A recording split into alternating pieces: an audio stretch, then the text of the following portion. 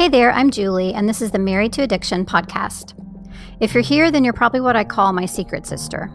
We're in a situation we never asked to be in and fighting a battle we never wanted to fight. We're faith-filled women who are married to an alcoholic, and it affects every inch of our lives. If that sounds like you, then this is a safe place for you to land. Married to Addiction is a faith-based podcast where I help you find the tools and strength you need to navigate your husband's addiction without losing yourself in the process. So please subscribe and tune in as often as you can, because your husband's recovery is important, but so is yours.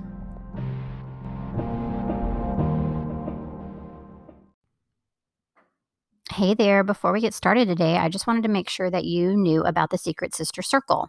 That is a membership that I created to basically take the exhausted wife of an alcoholic from just sitting around wishing things would change, praying things would change, hoping things would change, to actually knowing what to do to find some stability and peace and happiness again. So I started this back in July, I believe, and we have covered a lot of ground since then. So I just wanted to go over real quickly with you just some of the topics that we've covered in there so you can kind of get an idea of what we talk about and if these are some things that maybe you could actually use. So we started out with talking about some common pitfalls that wives of alcoholics fall into and how to overcome those. We talked about the all-important taking thoughts captive, and we really dove deep into exactly how to do that and how it can really just improve everything in your situation. We've talked about codependency, understanding alcoholism, boundaries, effective communication with an addicted spouse. We have also covered a lot of spiritual ground, like how to really embrace and implement a meaningful quiet time with the Lord into your life, how to deepen your relationship with God. We did a study on that. We did a study on trusting in God. We did a study on how to hear from God. We've talked about self-care for wives of alcoholics and what that looks like and exactly how to implement that. We've done a self-worth study, just covered so many great things in there. And all of the material is presented to you in a way that is easy to consume, but also it gives you a lot of assistance in actually knowing how to implement this stuff into your life. Because I'm sure you've heard me say before, knowing is one thing, but doing is everything. So that is the Secret Sisters membership in a nutshell. I would absolutely love to have you join me there. It is super powerful, and just there's some great life-changing stuff going on in there. You can find out more about it by going to my website, marriedtoaddiction.com, and just clicking on the tab that says membership. I believe it's under the Get Help tab, or drop down rather, and you'll see it there, Secret Sisters membership. So please go check it out. I would absolutely love to have you there with us. Hello, and welcome to episode 30 of the Married to Addiction podcast. Today's episode is called The Line Between Mercy and Enabling. So in the last episode, we talked about addiction being a disease, and we talked about how that can help us empathize with what our husband is going through, because it's not just a choice, like we talked about. It's something that's actually happening to him, physically, psychologically, etc. And I mentioned how that made a huge difference for me when my husband went to treatment, and I learned about addiction as a disease. It really helped me understand what he was going through, and just really it softened my heart towards his situation. However, today we're going to be talking about the other side of that coin, and that is your husband's responsibility. So yes, addiction is a disease. Yes, it's something that is happening to him. Yes, it's something that's very difficult to get out from under, but that does not mean that he's not responsible for trying to do that. So as we talked about so many times, it's our responsibility to work on things that we can work on our side of the street, as they call it, right? There's plenty of things we can work on to make things easier for us, to better our situation. Even though it's a difficult situation, it can be 10 times easier if you do certain things to that end. We work on all of those things in the Secret Sister Circle, for example. So it's our responsibility to work on things instead of just sitting around and hoping that things will change and just sitting in misery. But it is also his responsibility for him to work on the things that he can potentially change, that he can work on.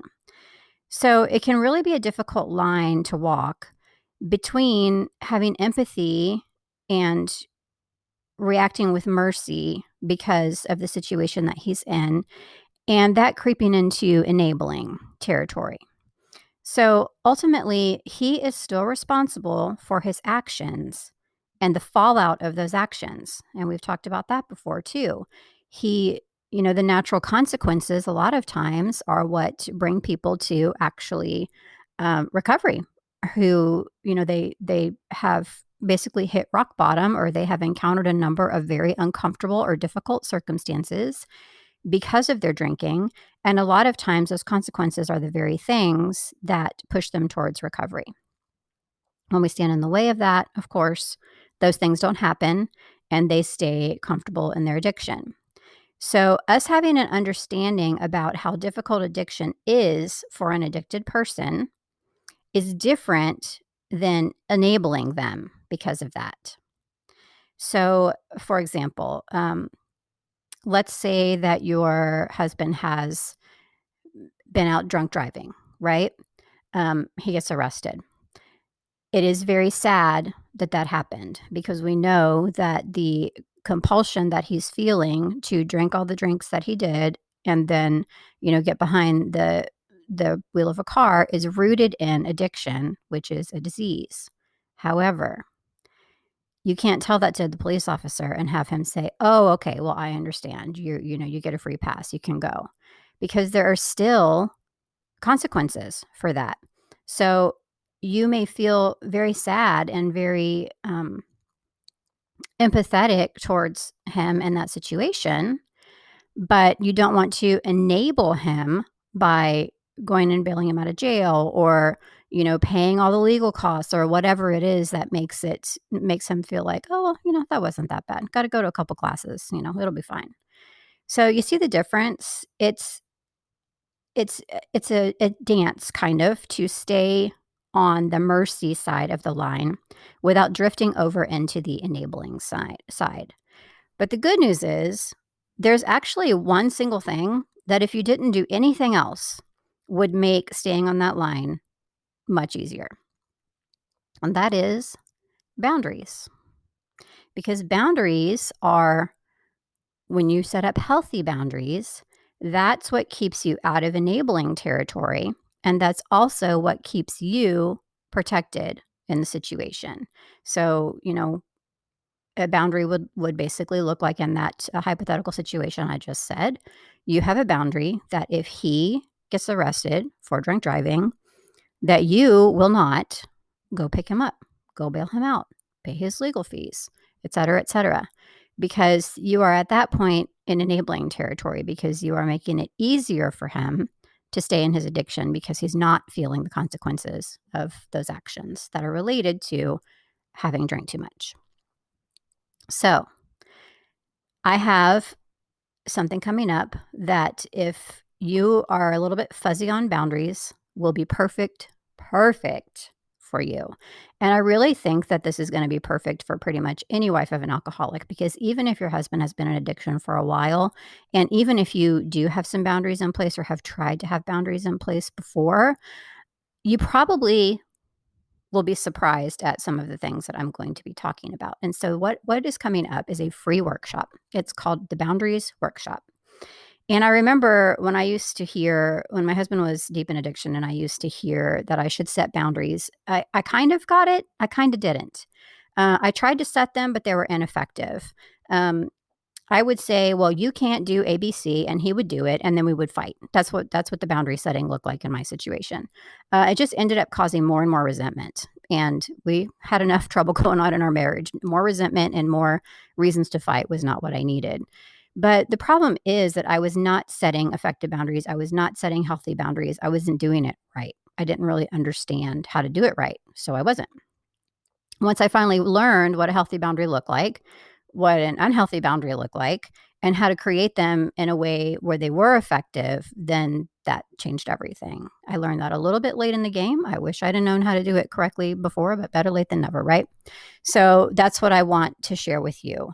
I want to share in this workshop with you how to create healthy boundaries based on the right foundation. Why are they so important? Why have you bleh, excuse me, why have you possibly not had success before with either creating boundaries or adhering to boundaries before? Like what has it been that has gone awry when you've attempted to do the boundary thing in the past? I also want to share with you the number one misconception around boundaries for the wife of an alcoholic. There's something that everybody thinks that, well, not everybody, there's something that a lot of women think that boundaries are supposed to look like. Um, and it's completely backwards. So we'll talk about that. We'll also talk about how to successfully put healthy boundaries into place in your own life. And in turn, that will enable you to feel so much more empowered, so much more peaceful. You'll feel like, okay, I know what to do. It's not always just this spiral of he does this and it just sets you off on either a tangent of being angry, sad, resentful, hopeless, all those feelings that we all end up feeling when we're in this situation. So I really hope you will join me for this free workshop. Boundaries can be a huge game changer where addiction is concerned, not only for you, but also for the addicted person themselves, because like we just talked about, boundaries will not protect them from the consequences of their actions, which in turn can end up leading to recovery. So it's really, really important stuff. If you would like to join me for that free boundaries workshop, all you have to do is go to the website, which is www.marriedtoaddiction.com, and you will see a tab right up there at the top that says boundaries workshop. So just check out the details on that page and click to sign up. It's 100% free, and I would love to have you there with me. So I hope that has shed a little bit of light for you on the difference between having mercy and, being understanding about what somebody is going through, what your husband is going through, and drifting into that enabling side where you are not only understanding, but trying to take away the consequences of his actions to make him more comfortable because you feel bad that he is the victim of alcoholism. So it can be a tough line to walk if you don't have the understanding.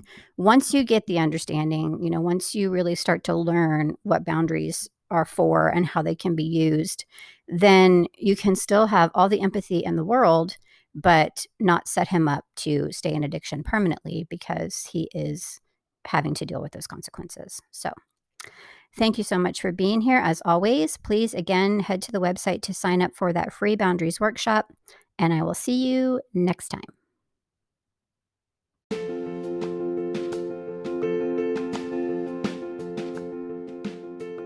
Quick question for you before I let you go today.